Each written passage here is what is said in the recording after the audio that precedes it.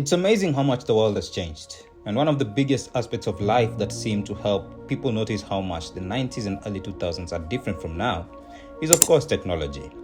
It has changed how we live, speak, interact, and even how we are entertained. Don't get me wrong, we still listen to music, watch movies and TV shows, play games, things that have existed for decades now. But how we consume them has definitely been revolutionized, which is why the main question comes in. Is physical media dying?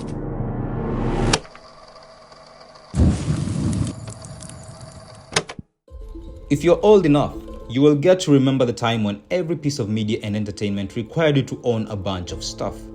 Almost every household across the world owned a VHS tape recorder, a radio that read cassette tapes, or if you were well off enough, a VCD or DVD player.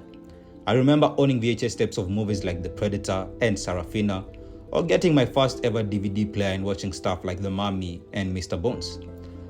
Even as time flies, it was clear that various pieces of tech still accommodated to the various forms of physical media. But as I kept thinking about it, it shocked me how much all that stuff is actually gone now. The way we consume movies, TV shows, music, and even books is totally different from how we did less than 20 years ago.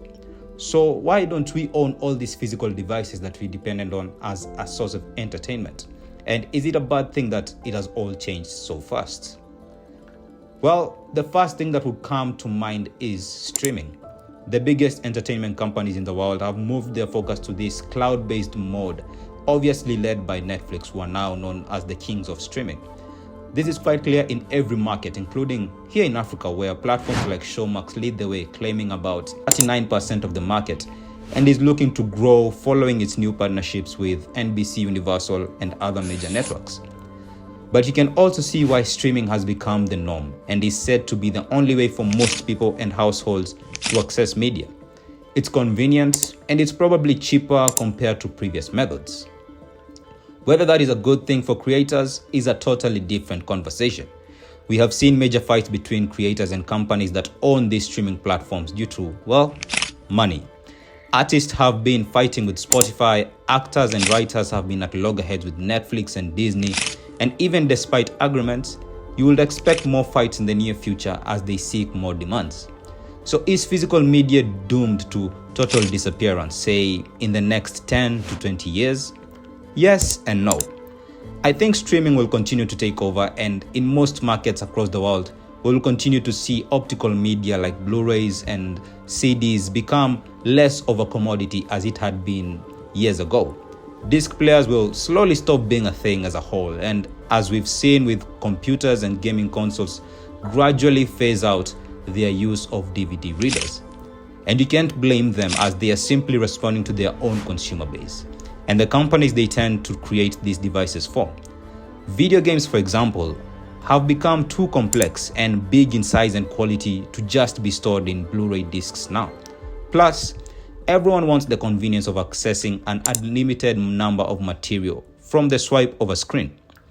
And that is a sad thing to even say, because physical media is something that you own.